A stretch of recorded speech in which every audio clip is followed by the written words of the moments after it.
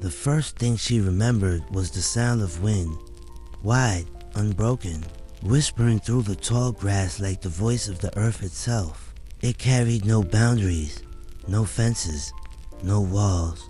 It moved freely, rushing over the prairies in endless waves of gold and green. The sky stretched beyond imagination, an ocean of blue that seemed to meet the land at the edge of forever. For a long while, she simply stood there, overwhelmed by the vastness. Everything she had known before, the noise of towns, the press of walls, the rhythm of ordered life, faded into insignificance. Out here, under the enormous heart of the Great Plains, she felt smaller than she ever had, but also strangely alive. She had come among the Lakota not by choice, but neither was it through violence. A storm had scattered her traveling party.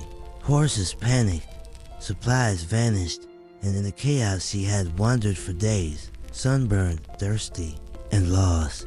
It was then that the Lakota found her, riders gliding across the plains like shadows of the wind. She had expected fear, perhaps anger, but what she saw in their eyes was curiosity, quiet, calm, unreadable. They spoke softly to one another in a language that sounded like water over stones, then motioned for her to follow. Too weak to resist, she obeyed. That was the beginning. When she arrived at their camp, dusk had fallen. The sky blazed with color, red melting into violet, violet into night. Fires glowed between the teepees like constellations brought down to earth. She could hear laughter, low and steady, mingling with the soft rhythm of drums and the neighing of horses in the distance. Children darted between the lodges, dogs barked playfully, and the smell of roasting meat filled the air. It was a world utterly unlike her own, yet it pulsed with life and order. Every movement, every sound seemed part of a great harmony she could not yet understand. The women came first, approaching her with caution, but not cruelty. They studied her clothes, her hair, her trembling hands. One of them, a woman older than the rest, placed her palm over her heart and said something gently in Lakota. The tone was enough. It was kindness. She was led to a tent, offered a bowl of broth, and shown where to rest. The warmth of the fire, the scent of sage smoke curling through the air, the muffled laughter from outside. It was more comfort than she had known in days. And so, under the canvas of stars and buffalo hide, she fell asleep among strangers, her fate uncertain, but her body finally at peace. In the days that followed, she began to observe. At dawn, the camp stirred to life in a slow, steady rhythm. Women emerged from teepees wrapped in blankets, their hair long and braided, their steps sure and graceful. They stoked fires, prepared food, and tended to the children. Men rode out to hunt or to scout, their horses sleek and alert, their movements effortless, as though man and beast were one being.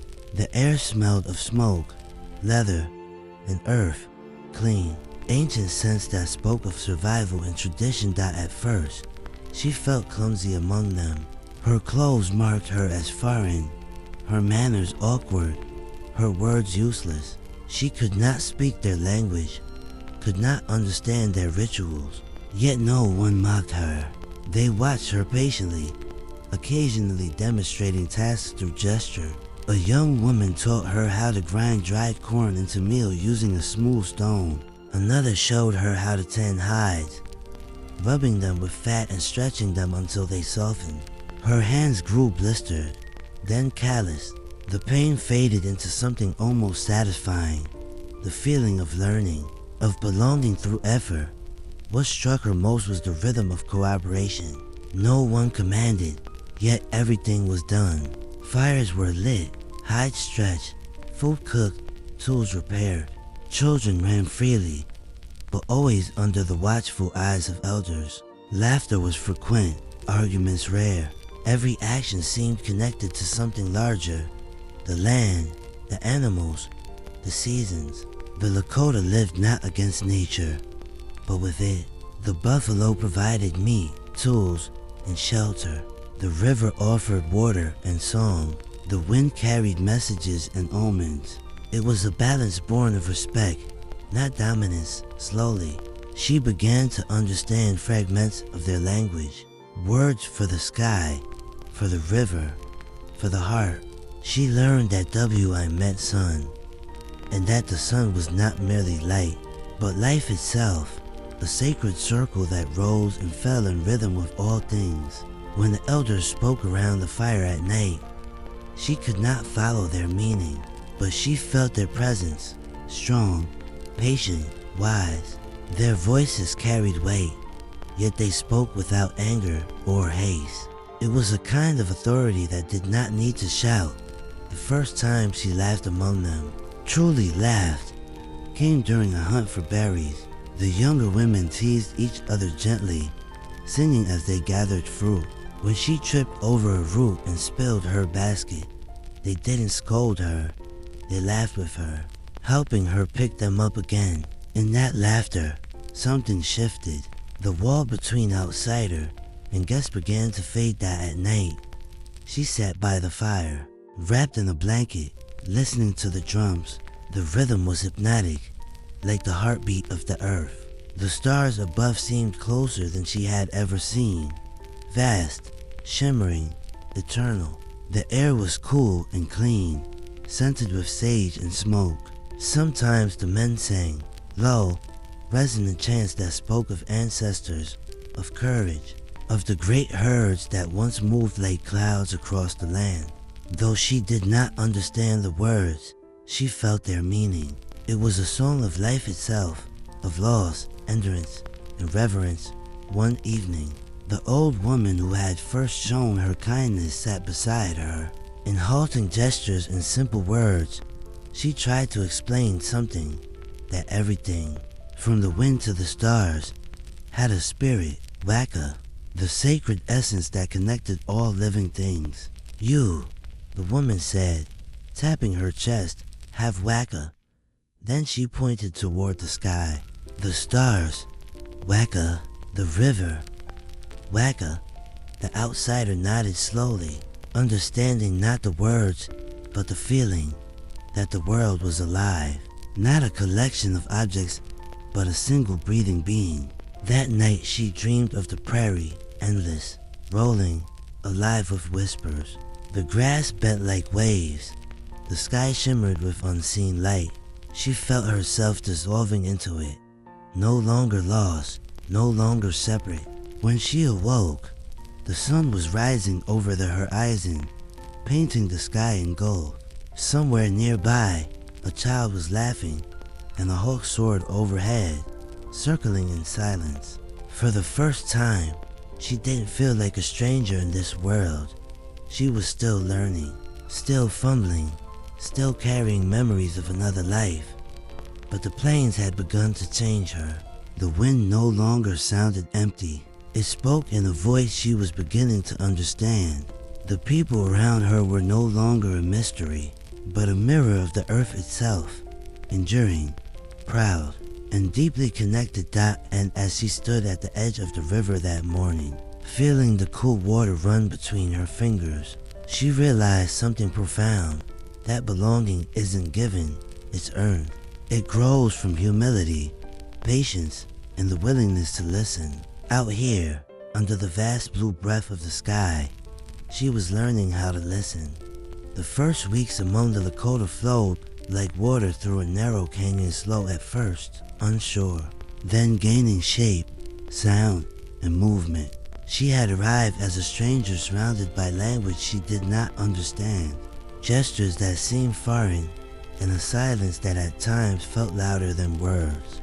But slowly, she began to sense a rhythm to it, all a pulse that moved through the tribe, through the horses, the rivers, and even through her own restless thoughts. Mornings began before the sun rose. The horizon glowed faintly, a silver breath spilling across the endless plains. The smell of smoke from the campfires drifted into the air, mingling with the earthy scent of leather and dew. Women were already at work tending the fires, grinding corn, preparing hides for clothing or shelter. Men moved quietly among the horses, checking hooves, whispering in tones that seemed half spoken and half felt. Even the children played with purpose, imitating their elders, learning through the language of doing rather than the speech of instruction. At first, she had felt useless in these mornings. She had been a woman of books and tools, not of fire and hide. Her hands were soft, and her understanding of this life was thin as paper. Yet, there was a patience in the Lakota women and unspoken understanding that skill was not given, but grown. One of them, a woman named Wehag, took her under her wing. Wehag spoke little English, but her eyes were kind and her gestures gentle. She showed her how to grind corn between stones, how to tie sinew without snapping it, how to read the wind when hanging hides to dry. Every movement had meaning. Every sound of the earth was a kind of instruction. And as the days passed, the woman began to see that the Lakota lived not by the clock, but by the elements, the sun's angle, the wind's direction, the call of the birds. There was no rush, no clanging bells or ringing markets, no sense that time was something to be conquered. Time, instead, was a companion. One morning, she awoke to find the camp buzzing with motion. The men were preparing to ride.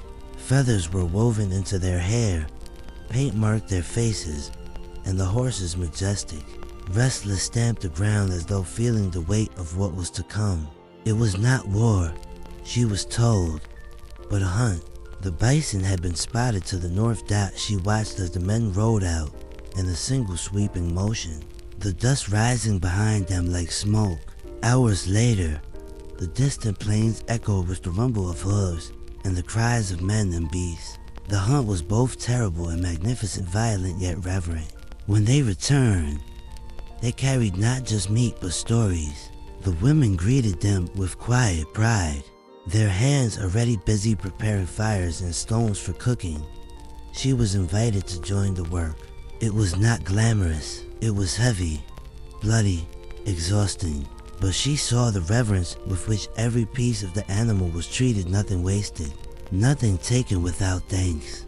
One man sang a soft song as he carved the meat, a song for the spirit of the bison.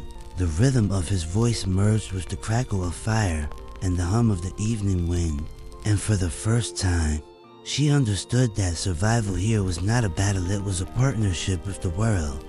That night, as the camp gathered around the central fire, the elder spoke. His voice was deep and slow, like the groan of an old tree. Through the translation of a young man, she learned that he was telling the story of the first woman, how she fell from the sky world into the great waters, how the animals helped her build the earth. Mida Kulu Oyasik, he said at the end. We are all related. Those words stayed with her. They followed her through the next days as she helped dry meat, as she learned to weave fibers into rope, as she watched the children race through the grass with laughter that felt like sunlight. She realized that the Lakota way of life was woven with a kind of balance she had never known. Everything connected each person to the next, each act to the earth beneath their feet. There were moments of homesickness, of course. At night, when the stars were sharp as glass, she thought of the world she had left behind, its noise, its rules, its constant hunger for more. But even her longing softened under the enormity of the sky. The Milky Way stretched above her like a river of light, and she felt something she had never felt before, belonging without ownership. One afternoon, she followed Wehag to the river. There, they knelt together in silence, washing clothes. The current shimmered like liquid glass, cold against their hands. After a long pause, Wehag began to hum a melody, low, circular, and ancient. The sound seemed to rise from the water itself. Without thinking, the woman joined in, not with words, but with breath. For that moment, they were not two strangers from different worlds. They were two souls breathing in rhythm with the river, Over time, the tribe ceased to treat her as an outsider. She was not yet one of them, but neither was she apart. The children brought her small gifts, painted stones, feathers, bits of colored thread. The men nodded to her as they passed, and we had, always patient, began teaching her the Lakota words for things: Ni for water, Wi for sun, Maka for earth. Each word was more than a label, it was a prayer. By the time the first frost came, she could feel the season turning in her bones. The nights grew longer, the stars more brittle, the fire more precious. She helped stretch hides over frames to make warm coverings, and joined the women in gathering berries and roots before the snow fell. The camp grew quieter, more introspective. Yet, even in this stillness, there was beauty, the kind that whispers rather than shouts. That one evening, she sat outside her teepee, watching the firelight flicker across the faces of the tribe. The smell of roasted meat filled the air. A drumbeat began, a slow, steady pulse that seemed to come from the heart of the earth itself. The people began to sing, and their voices rose into the cold night, weaving together in harmony. She closed her eyes, letting the sound wrap around her like a blanket. In that moment, she understood something profound. The Lakota did not live on the land, they lived with it. They did not see themselves as rulers of the earth, but as children of it. Every stone, every tree, every gust of wind was family. And she, who had once believed herself a foreigner in this wild and endless world, felt a quiet truth unfold in her chest. She was not merely surviving, she was becoming.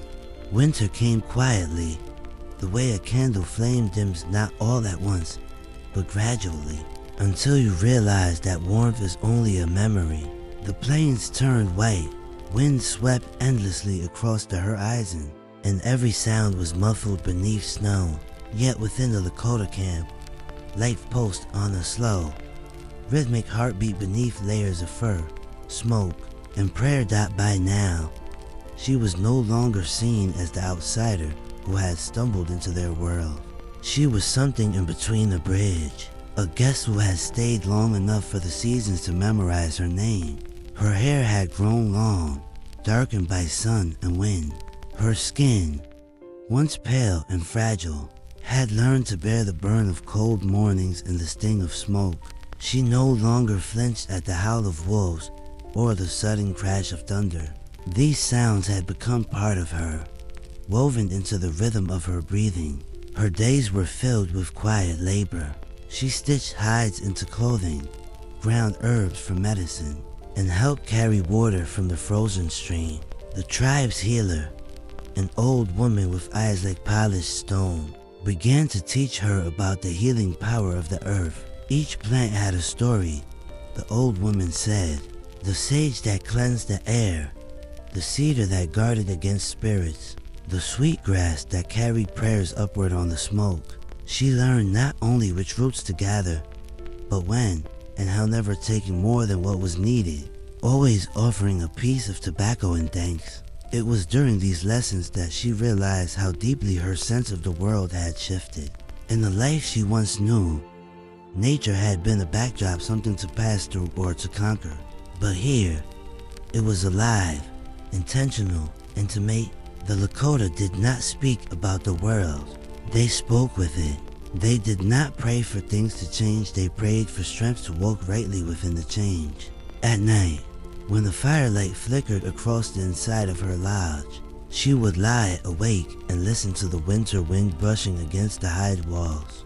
There was a whisper in it, a voice that seemed to carry the stories of all those who had come before. The stars, too, felt closer like ancient eyes, watching not with judgment, but with memory. Sometimes she thought about the home she had left, the life that had once seemed so solid, and realized how weightless those memories felt now. They were smoke familiar, but fading. One evening, as snow fell in soft, endless veils, the tribe gathered for a winter ceremony.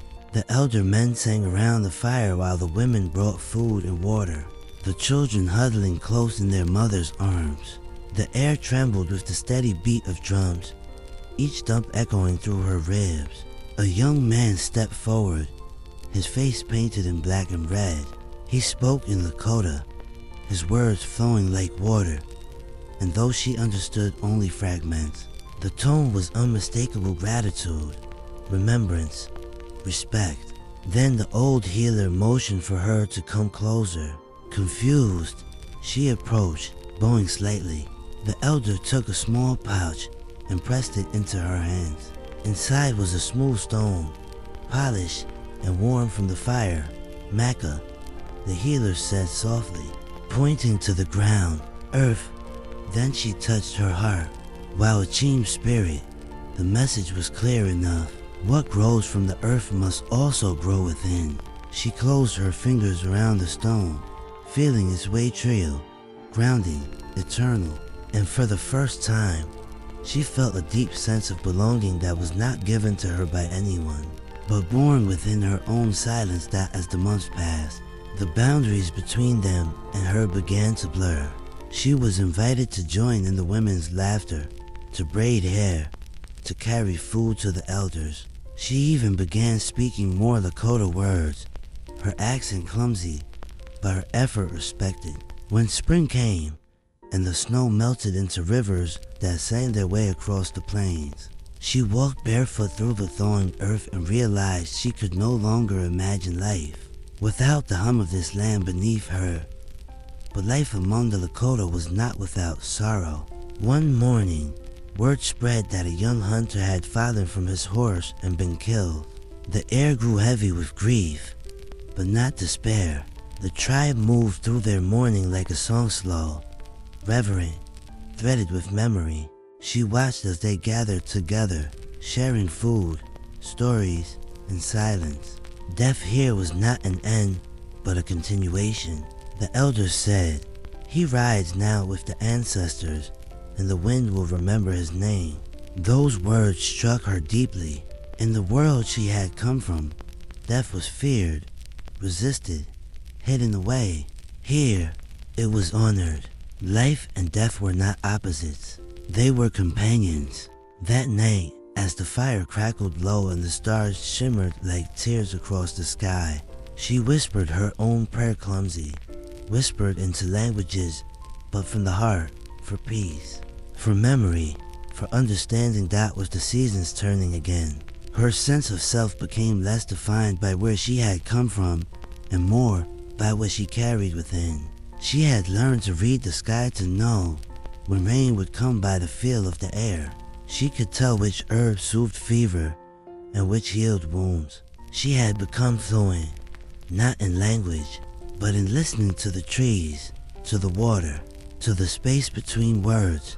Then, one morning, she saw riders approaching from the east, men dressed in the uniforms of her old world. Soldiers, explorers, traders, it was hard to tell, but they carried the familiar mark of the life she had once lived. As they dismounted and approached the camp, the past seemed to rush toward her like a sudden storm. They spoke to her in English, surprised to find her among the Lakota. They asked if she was lost. For a long moment, she said nothing. Lost. The word hung in the air like smoke. She looked around her, the camp alive with motion, the smell of wood smoke and leather, the sound of children's laughter, the slow rhythm of drums in the distance. She looked at her hands, callous and strong. Then she looked back at the men and said, softly, "Not anymore."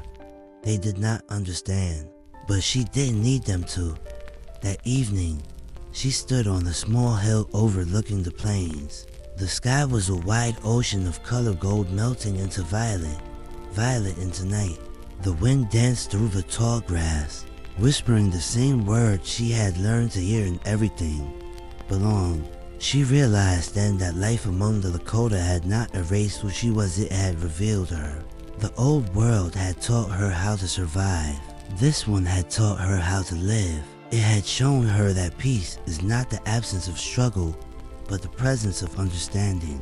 It had taught her that to walk gently upon the earth is not weakness, but wisdom that as darkness fell. She placed the smooth stone, the one given to her by the healer, on the ground before her tipi, a gift to the land that had carried her, healed her, and changed her. Then she whispered the words she had once struggled to pronounce, Mita Kui Oyasi. We are all related, and somewhere, beyond the horizon, the plains answered back not with words, but with the quiet, eternal hum of the living earth.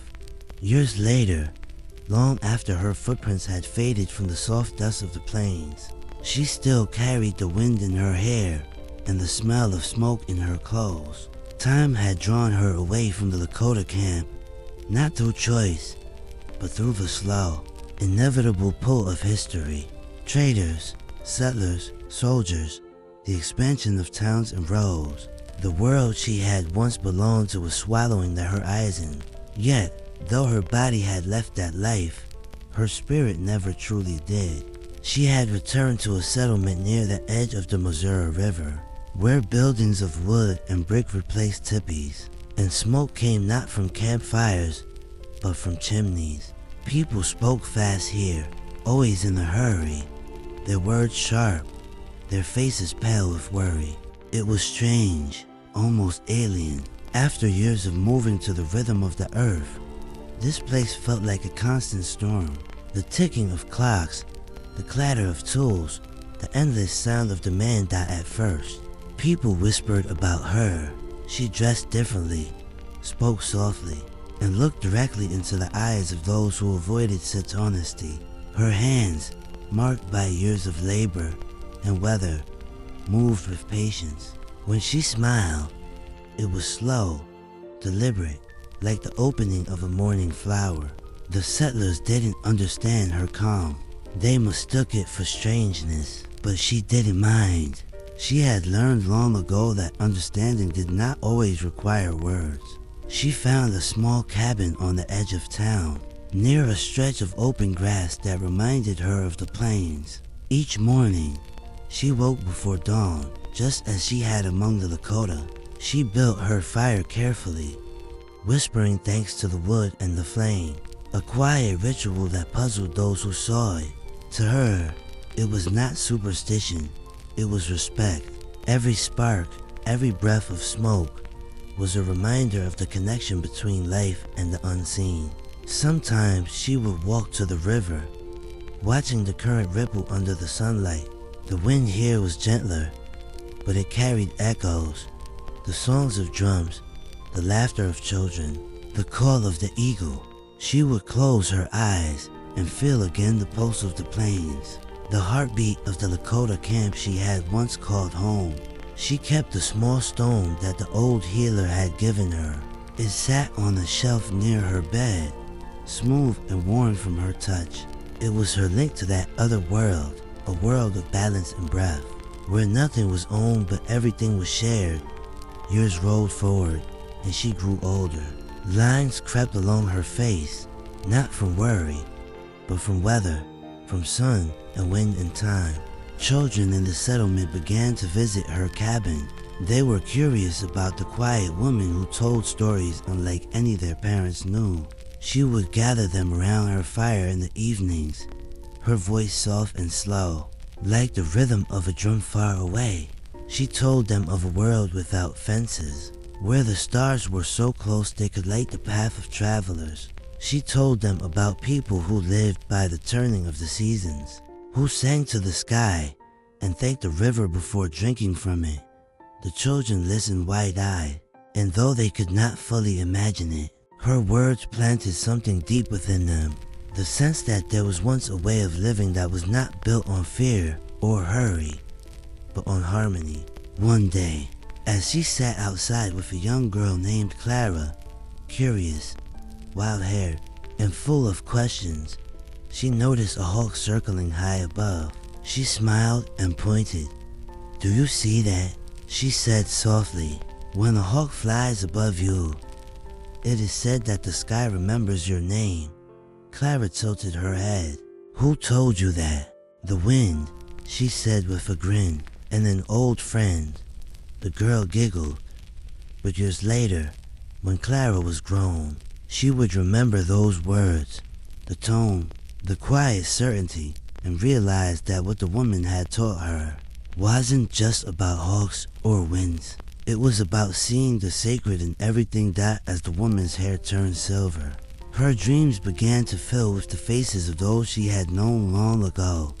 Weag, the patient teacher who had shown her how to weave, the old healer with eyes like river stones, the children who had run laughing through the grass. In her dreams, they were always smiling, always bathed in sunlight, and when she woke, she felt no sadness, only gratitude that their memory still lived within her. She wrote down what she could, not in the language of scholars, but in her own quiet way. Short lines, gentle thoughts, fragments of wisdom she had carried across years and miles. On one page she wrote, "The earth does not ask who you are before it feeds you. Learn from it." On another, "To walk gently is to walk in strength." And another still, "Home is not a place. It is a balance between what you take and what you give." These writings were simple, but they were the essence of everything she had learned. And though the settlers around her rarely noticed, some of her words found their way into other hands, travelers, wanderers, those who came to rest at her door. They carried her phrases westward, passing them like small seeds from one campfire to another. One winter night, she felt her body weaken. The air was cold, the sky heavy with snow. She sat by the fire one last time, holding the small stone the healer had given her. The flames danced softly, and for a moment, she could almost see faces in the smoke. The tribe, the river, the endless plains stretching beyond time. She whispered a prayer she had not spoken in years. Mita cool oyasik. The room felt warm, though the fire was small, and as she closed her eyes, she imagined herself standing once more on that wide prairie. Wind in her hair, earth beneath her feet, the heartbeat of horses, and the song of drums rising all around her. She smiled, and the world fell silent that when morning came, the townspeople found her as if asleep, her face calm, her hand still holding the stone. Clara, now grown, wept quietly as she placed a single feather beside her. A gift, a memory, a promise that in the years that followed, people would tell stories about the quiet woman who lived by the river. Some said she was strange, others said she was wise, but those who had listened closely, the children who had sat by her fire, the wanderers who had read her words, knew the truth. She had not belonged to one world or the other. She had belonged to both, and because of that, she belonged everywhere. And when the wind swept across the plains, whispering through the grass like a voice from long ago, it seemed to say what she had always believed. Nothing truly ends. Everything returns. Everything remembers. Years drifted by like quiet clouds across an endless sky. The woman who had once walked between two worlds had become a story whispered through time. One passed from voice to voice, carried gently on the same wind that had once brushed her hair. Her name was rarely spoken now, not out of forgetfulness, but reverence. For those who knew her story believed that to speak it aloud was to summon the spirit of understanding she left behind. The little girl who had once sat by her fire, Clara, had grown into a woman herself. The years had carved lines into her hands, not from hardship, but from creation. She had built a life near the same river, on the same soil, where the woman once lived. The cabin had long since softened into age. Its wood darkened, its roof sagged slightly, but it still stood, sturdy as memory. Clara often visited the cabin alone, especially when the air turned cool and the wind carried the scent of pine and distant rain. Inside, the old stone still sat upon the shelf, smooth, silent, eternal. She would pick it up, feeling its warmth as if it still held the heartbeat of the one who had once carried it. And each time, she whispered the phrase she had learned as a child, the one that had taken her years to understand fully. Mita cool oyasik, We are all related. Outside, life continued as it always had. Children played near the water's edge, their laughter blending with the rhythm of the river. The prairie grasses bent and rose again beneath the invisible hands of the wind. Seasons came and went, but the quiet lessons of the woman who had lived among the Lakota remained, like roots beneath the soil, unseen but unbroken. Clara began to tell her children the stories she had once been told, about the woman who had learned to see the sacred in everything. She told them about the people who lived in harmony with the land, who thanked the river before drinking, who sang to the wind and believed that everything alive shared the same breath. Her children listened with the same wide eyes she once had, their imaginations painting vast plains, campfires under stars, and the sound of drums echoing through time. But Clara did not tell it as a tale of the past. She spoke of it as something alive, a way of being, a way of listening. When you walk through the grass, she said, walk softly. The earth remembers every step. Sometimes, when the nights were still and the stars shimmered like frost, she would step outside and stand beneath the open sky. The wind would rise, rushing through the tall grass, and in its song, she felt the same peace she had seen in that woman's eyes so many years ago. It wasn't just a memory, it was a presence, gentle and wordless, a reminder that nothing ever truly leaves the world. It simply changed its form. One summer, when Clara's own daughter, Lydia, turned 12, she took her to the river at dawn. The world was quiet except for the steady murmur of water and the far-off call of a bird. They knelt together on the riverbank, the way Clara had once done with her teacher. "Do you know what this place is?" Clara asked that Lydia shook her head, her reflection rippling in the water. "This is where she used to come," Clara said softly, "to listen, to pray, to thank the world for letting her live another day." Lydia looked up at her mother. "Was she really from here?" "No." Clara smiled faintly. "She came from far away, but she learned that home isn't where you're born. It's where you finally stop running." The girl was silent for a long moment. Then she placed her hands into the river. "It's cold," she whispered. "Good," Clara said. "That means it's alive." As the years unfolded, the stories continued to spread. Travelers who passed through the settlement sometimes heard of the woman by the river, the one who spoke softly and carried a stone from another life. They carried her story farther west, to the mountains, to the deserts, to places where the wind still moved free. Each person told it differently. Some said she was a healer, others that she was a wanderer, some that she had become a spirit of the land itself. But at the heart of every telling was the same truth. She had learned how to listen to the earth, and in doing so, had found peace generations later. When the cabin was nothing more than weathered boards and memory, a young historian stumbled upon her writings, small scraps of paper filled with soft handwriting. Many words had faded, but a few lines remained, still clear, as if written yesterday. "I came here with questions, and the earth gave me silence. In that silence, I found my answers." The historian copied the lines into a notebook, not knowing that even in doing so, she was continuing the woman's work, the act of remembering, of connecting, of keeping wisdom alive, that and so her spirit lived on, not in haunting or legend, but in something simpler, purer, in the kindness of those who listened, in the patience of those who worked with their hands, in the humility of those who knelt to touch the soil before planting a seed. Sometimes, when the wind swept across the prairie, bending the grass in slow, graceful waves, those who walked there could feel something shift, a warmth on the air, a whisper among the rustling blades, a presence, ancient and tender.